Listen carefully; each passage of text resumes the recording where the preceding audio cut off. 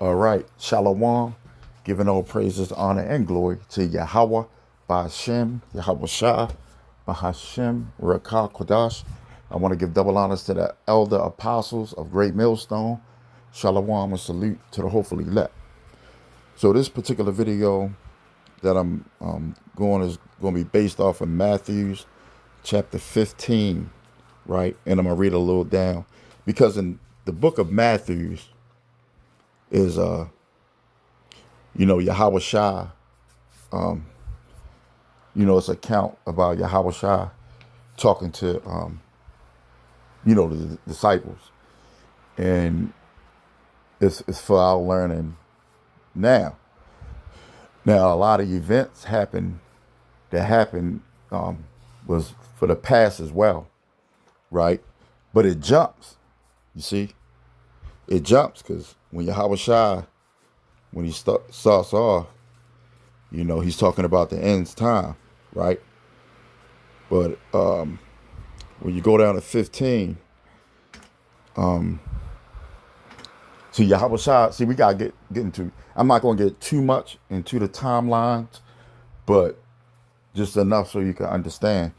See, when the Lord was on the scene, right?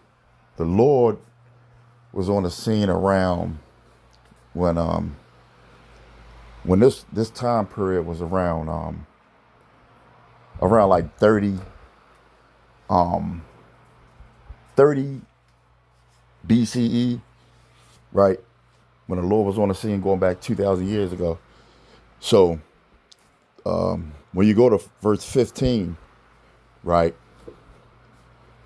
The time we live in now, this had already happened, right? It says, when you therefore shall see the abomination of desolation, right?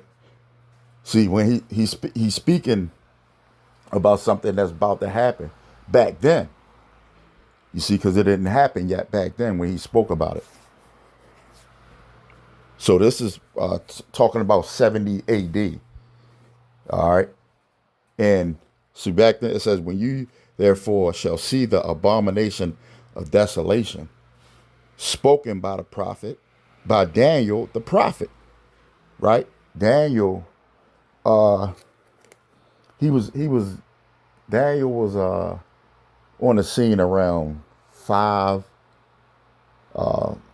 around 500, 539, 540, 550 BC. When I say BC, before the Lord or common era. So about 540, 539 BC, right? So this was like maybe 500 years, 400 or 500 years before Yahweh Shah was on the scene. Daniel, the prophet, spoke, because every time we went off, let me pull up the chart.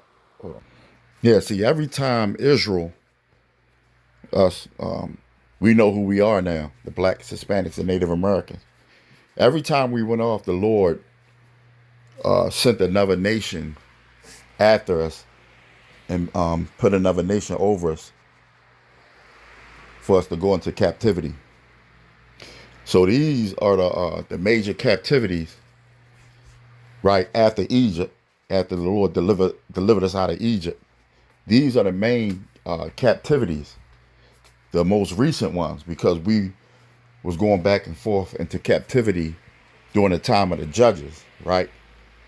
So after King Solomon, after King David and King Solomon reigned, this when we start falling again as a nation, starting with the Babylonian Empire, right?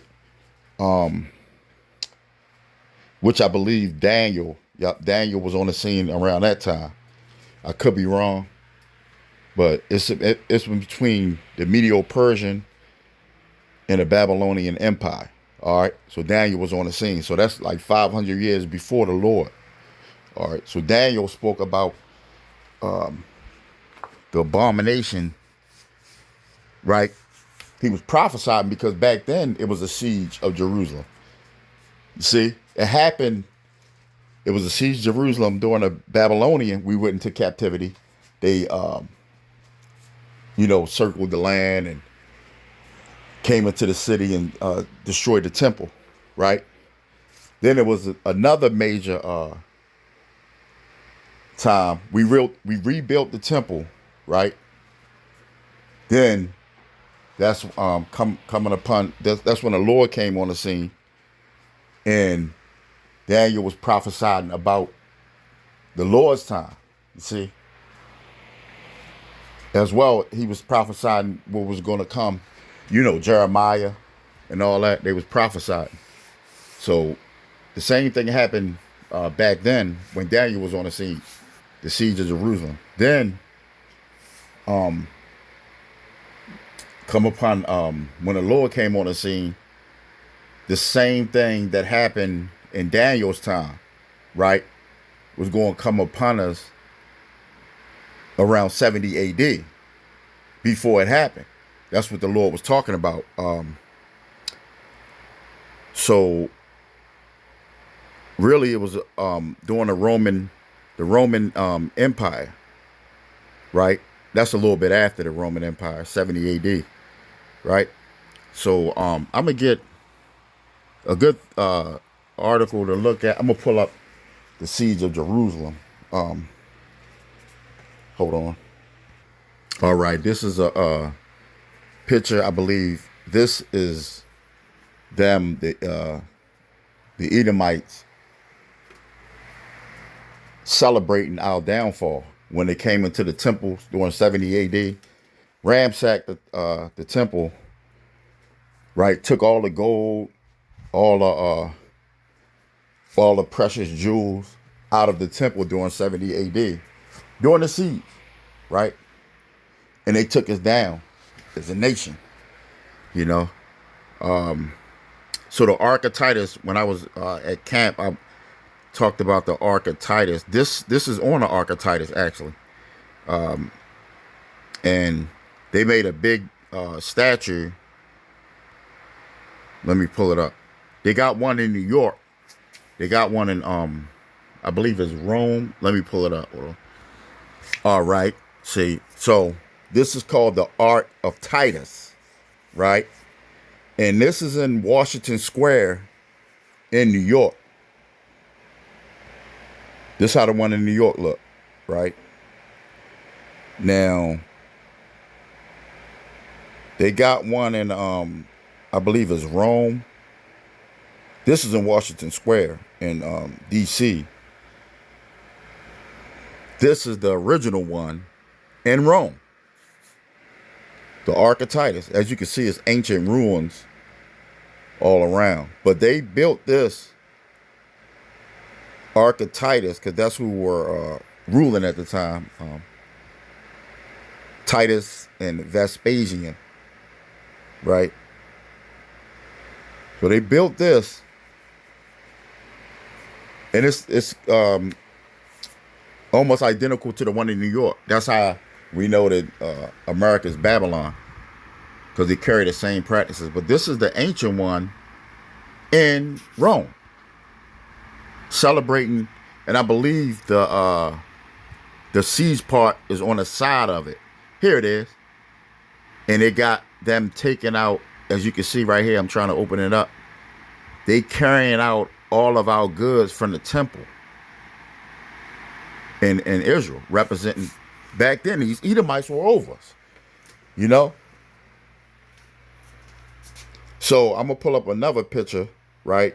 Hold on. Yeah. So not only did they make the Ark of Titus, right? They made a coin. This is an ancient coin of a Judite. Hold on. With his head down. Hold on. You can actually, I think it's this. See? It says Judea. And I don't know if that's representing either a tree, a palm tree, or Edomite standing over him. Let me try to get a better coin. Here it is. I knew it was, they had one. See, it got Jake with his head down with a Roman soldier over him. That represents, and they had coins like this. That represents us them ransacking the temple and sieging us, saying that yeah we got, and it's similar to the what is his name, Theodore Roosevelt, where you got two. Let me pull that one up. Let me find another coin. Theodore Roosevelt with two native a Gadite and a Judite, right? Here it is. I remember Apostle Tahar doing a video on this years ago, and that stuck with me. This picture right here, this represents Jake in a down position, like damn, another nation, Edom is over us, because we went off, we disobeyed the Lord. And abominations were when and I'm gonna go into it because Josephus, he was a historian, so that's firsthand account. He got this firsthand accounts of what happened to this in the siege of Jerusalem, right? But I just wanted to pull that up because they had actual. This is history. They had actual coins of this nation, Rome, these Edomites, taking us down. And they came back again as the Americans or the Europeans, right? So hold on. So a good article to look at is the siege of Jerusalem in 70 AD, or C after means after death of the Lord. CE means common era. So what happened when you brothers get a chance, read, because I'll be all night, reading this, but you could get firsthand accounts on the siege of Jerusalem. But just to make it short in a nutshell, what happened was the Roman soldiers surrounded Jerusalem, right, and starved them out. Henceforth, of course, Jake was committing suicide, and they were eating their children. They got to the point where they were even eating belts. They had leather belts. They were eating leather, whatever. So they turned into a animalistic state, and a lot of them was put to death, and a lot of them fled, before the Romans could encamp and circle them. So a lot of the ones that the Heavenly Father chose to, and this is in the World History Encyclopedia, the ones that the Lord chose to get away, got away, and they went up into the mountains. And let me pull up the mountains, right? Because they fled up into Europe, all four ways. Europe, Africa, they went down into Africa. They just spread out, but they got away. A lot of them got away, but a lot of them died, So that's what the Lord was talking about. Because everything is reincarnated. Everything happens sort of similar. History repeats itself. It was times when Jerusalem was so desolate around the time of Jeremiah, and then Daniel, the time of Daniel, then Jeremiah. The list goes on, And then they let us out of captivity. We rebuilt the temple, the timeline. And the last time was 70 AD. All right. So let's hold on. Let me see. All right, so I'm gonna read a little bit of this. It says Rome takes the rest of Jerusalem. So it says this is after they surrounded it. It said the remainders of the siege came with ease to the Romans after Titus claimed the temple and made his own sacrifices within the walls. There was a request by the two Jewish leaders, Simon and John. They attempted to negotiate a way out of the city, but Titus would not cede any advantage to them. Instead, Titus ordered a portion of the city to be sacked and burned. Rome pushed the rebels' forces back to the upper city and Herod's palace, where they would make their last stand. It says significantly weakened, the Jews were unable to defend themselves in the same manner as they had before. Titus surrounded the rebels by placing siege units inside the city and flanking from the outside of the wall. Without the manpower to defend, Jerusalem had been conquered.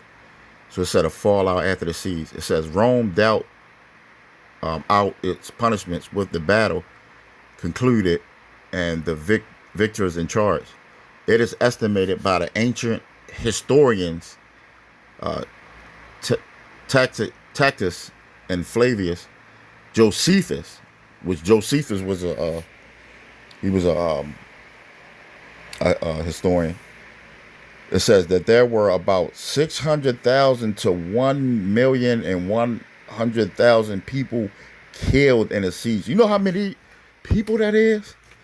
God damn. It says males ages 17 and older were either put in hard labor camps or made to be gladiators. Women and children were sold into slavery for the two leaders, Simon Bar-Goras and John Schiller. Titus had other plans. The two were taken back to Rome, paraded through the streets as prisoners, and publicly judged. John was sentenced to imprisonment while Simon was judged, failed, and then executed. It says after the siege, the first Jewish-Roman war would still be fought for 3 more years. Other notable sieges would happen. All right, so yeah, so there's other articles you can read on this as well on the internet. But yeah, so the abominations. Going back to Daniel prophesied about Antiochus Epiphanes, right? And that he was a devil, man. And if you go into the history on that, Antiochus Epiphanes, he made our people start sacrificing, children. That was the abomination. So hold on, let me change it. All right. This is to back that up what I was saying about Israel during the time of Jeremiah. It says, so that the Lord, I'll read, it says, calamity for the Jews. Then Jeremiah sent unto all the people, to the men and to the women, and to all the people which had given him that answer, saying, the incense that ye burn in the cities of Judah and the streets of Jerusalem, ye and your fathers, your kings and your princes and the people of the land, did not the Lord remember them, and came it not into his mind, so that the Lord could no longer bear, because of the evil of your doings and because of the abominations which ye have committed. Therefore is your land desolate, and an astonishment, and a curse without an inhabitant, as at this day. Because ye have burned incense, and because you have sinned against the Lord, and have not obeyed the voice of the Lord, nor walked in his law, nor in his statutes, nor in his testimonies. Therefore this evil is happening unto you as at this day. Yeah, so the Lord punishes. It was the Lord that made the land desolate. We were supposed to go off as a learning lesson. Every time Israel went off, the Lord sent another nation against us, and the city of Jerusalem or Israel was desolate. It was a couple times, throughout history. So let's go back to Matthew's, because it jumps too. Matthew chapter 14, 24 and 15.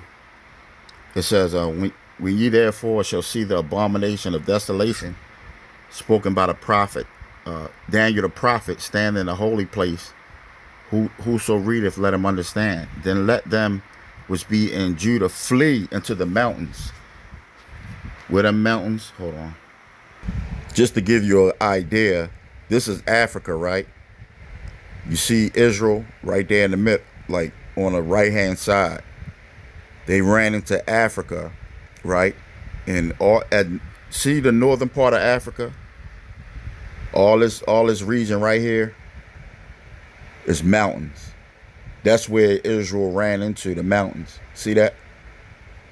And eventually, most of the not the northern tribe, most of the southern tribe, right?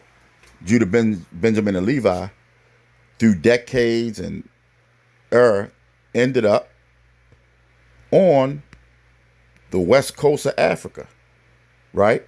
And all over Africa, really, but mainly on the west coast of Africa. Because during the siege, 70 AD, we ran south into these mountains right here, all in this region, North Africa. And that during the time, Dark Ages and all that, you had Jake run up into Europe, into the mountains. And throughout history, it's all recorded. You know, Hannibal, you had Jake all in Africa, empires all in North Africa. And then throughout time, Esau gathered us up into West Africa and brought the northern tribes over here. I mean, the southern tribes over to the Americas. But this where we were dwelling, the southern tribes were mainly dwelling up in North Africa, right? And Europe. North Africa, West Africa, all in this area. Because Jake get around, man. And I myself are a northern tribe. We were already over in Americas during this time for thousands of years, about 2,000 years, a little bit more than 2,000 years in Americas. But you had the southern tribe on this side of the world. Some of the southern tribe were over in the Americas as well. So we were scattered, literally, all over the world. We were scattered. But the mountains, you see this mountainous region right here, and all throughout Africa, it's mountains. That's what Yahweh Shah was talking about. All right. So it says, let them which be in Judea flee into the mountains. Let him which is on a housetop not come down to take anything out of his house. Yeah. So they didn't take anything. They just fled. It says, neither let him which is in the field return back to get his clothes. So we can apply that to today, because some of us brothers might have to flee when because it's going to happen again. You know, that's what I was saying during, when I was speaking, comparing this to today. You might have to flee into the woods or the Lord can have a brother flee somewhere where it's safe at. A safety, because the cities is going to be all locked down. You just saw that boat, a perfect example, knock down the key bridge. Just let imagine Esau just shut down. He got the power. Ultimately, it's the Lord doing it, but he got the power to do that. Shut things down in a day or two or a week. And we all stuck in the city. You see? So a brother might have to flee and might not have to take nothing but his coat. So same thing happened back then. It says, and woe unto them that are with child, and to them that get sucked in those days. Yeah, because it was back then. It was bad if you had a kid, because you had to feed him and all that. We were at war, but now it's different, because the Lord, the elect, some of the elect going to be children, So this is talking about back then, So it was like, whoa, it was like a burden for you to have a little child back then. But now, that was back then. It still might be a little burden, but again, the Lord going to deliver his elect, whether you're a newborn baby, a child, or whatever. It's different now, But we still got to apply, because history repeats itself. It says, for then shall the great tribulation, such as, and this is what I was getting at right here. For then shall be great tribulation, such as was not since the beginning of the world to this time, no, nor ever shall be. Now here it is. Check this out. It says, and except those days be shortened, There shall no flesh be saved. See how it jumped? Like, because the Lord was talking about back then, but he's also talking about now. Like, in this verse right here says, and except those days be shortened, there shall no flesh be saved, but for the elect's sake, those days shall be shortened. And those days being shortened now, time is flying by now. Only elect gonna be saved. Because back then, it was probably most likely the elect, saved out of their seeds, this 70 AD, and fled. The Lord destroyed, the wicked Israelites, the Israelites that got caught up. But the elect was able to get away. So same thing now. The Lord going to deliver his elect out of all this mess in these last days. You see? So yeah. But going back to verse 15, so back then, when Daniel was on the scene, they were sacrificing babies, and they were going off completely. Hold on. This is Deuteronomy 18 and 10. It says, there shall not be found among you anyone that maketh his son or his daughter to pass through the fire, or that useth divination, or an observer of times, or an enchanter, or a witch, or a charmer, or a consulter with familiar spirits, or a wizard, or a necromancer. For all that do these things are an abomination unto the Lord. And because of these abominations, the Lord thy power doth drive them out from before thee. So that's what Israel was doing back then. During the time of Antiochus Epiphanes. Because he caused Israel to do that, This is a little history on this is the Apocrypha, First Maccabees, chapter 1. I'll go to 10. It says, and there came out of them a wicked root, Antiochus, surnamed Epiphanes, son of Antiochus the king, who had been an hostage at Rome. And he reigned in the 137 years of the kingdom of the Greeks. It says, in those days went there out of Israel wicked men, who persuaded many, saying, let us go and make a covenant with the heathen. This what it was. That are round about us, for since we departed from them, we have much sorrow. So that's pretty much what Jake do now. Jake in sometimes a fucked up position, but he want to sell out quick.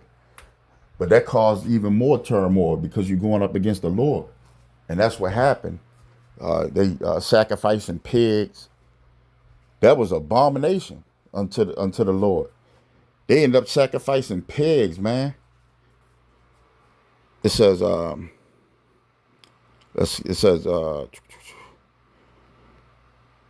I know they were sacrificing pigs.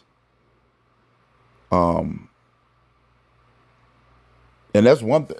Some of us died back then because we were ashamed to even touch a pig or swine. That's man.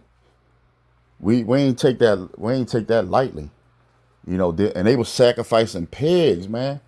Another thing too, the elder at my camp bring this out a lot, and it's very true. A lot of times Israel, what they did, they were serving the Lord, but they always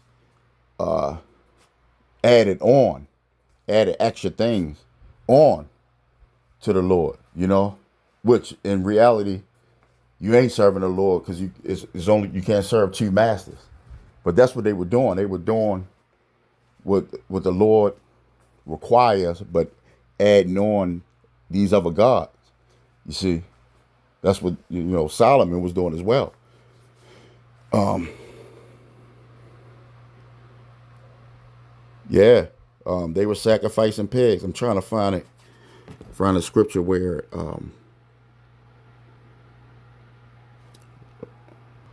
here it is. And hey, First Maccabees. What chapter is this? Yeah, First Maccabees chapter 1. You can read this whole chapter, and it goes into that what Israel was doing, what Daniel prophesied about the abomination. But let's go down to yeah, it goes into that. But I just want to make this point, back it up what I said about the pigs. I knew, hold on, let me see. I just saw it. They were sacrificing their own children. Here it is. It says it right here. I just saw swines. Here it is.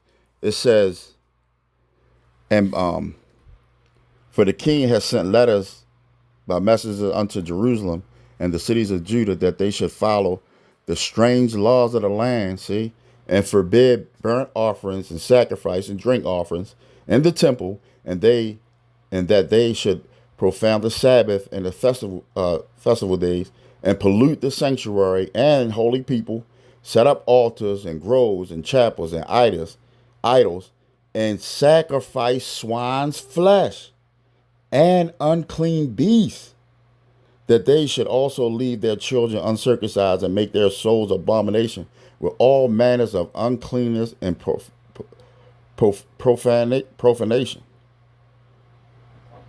to the end they might forget the law and change all the ordinance. See? So that's what they were doing. That was abomination. It says, yeah, so this was during the time of the Maccabees and Antiochus or Antiochus. So that was the abomination. This whole chapter is good. You brothers, you could read this in your spare time. And that's what Daniel the prophet was prophesying about, because this was after Daniel, right? Daniel was on the scene around 539, 544 BC. So he prophesied about this time, and then Yahweh prophesied about 70 AD. All right. So yeah, you can read this whole chapter, and it goes into that, how the Israelites went off, and it was abomination, and that also abomination, the desolation. It also represents. You can look at it that way. It also represent these heathens, which is an abomination. These heathens in our land, in the desolation, we not there. It's desolate. The land of Israel is really desolate because the people that's supposed to be in that land are not there. We're scattered, but the Lord will surely bring us back. We got to wait on the Lord to deliver us. That flee doctrine, we ain't fleeing. We got to wait on the Lord to deliver us. The elect, whoever the elect is, and hence the reason why we try to follow the laws and statutes and commandments to the best of our abilities, and study and do these videos, and do what's necessary to the best of our abilities, because we say we're doing it for the Lord. The Lord don't need us, but who else we doing it for? We doing it for salvation, of course, but the elect is already chosen. So we doing it to the best of our abilities, and try to be obedient to the best of our abilities on what the Lord require. So Lord willing, this is edifying. Hold on, let's go back. And one of my favorite scriptures, I'll go back to Matthew 24:14. It says, and this gospel of the kingdom shall be preached. What gospel? You blacks, Hispanics, and Native Americans, you so-called blacks, Hispanics, and Native Americans, are the true biblical Israelites. Come back to the Lord, his law, statutes, and commandments. It says, preached in all the world. The elect. It's all about the elect. For a witness unto all nations, because the elect, we scattered throughout all nations. But it's only for Israelites. All right. And then shall the end come. And then shall the end come. We in the end times now. Actually, the end times started when Yahweh Shah, you know, was put to death, die for our sins, you know, and his sins as well, you know. But it's all about the Lord. It's all about Yahweh Shah. Yahweh, ultimately. It's all about Yahweh, Hashem, Yahweh Shah, you know. So, yeah, it says, and except those days be shortened, there shall no flesh be saved, but for the elect sake, those days shall be shortened. So, yeah, that's why time be flying, you know. But, Lord with us is edifying. Till again, shalom.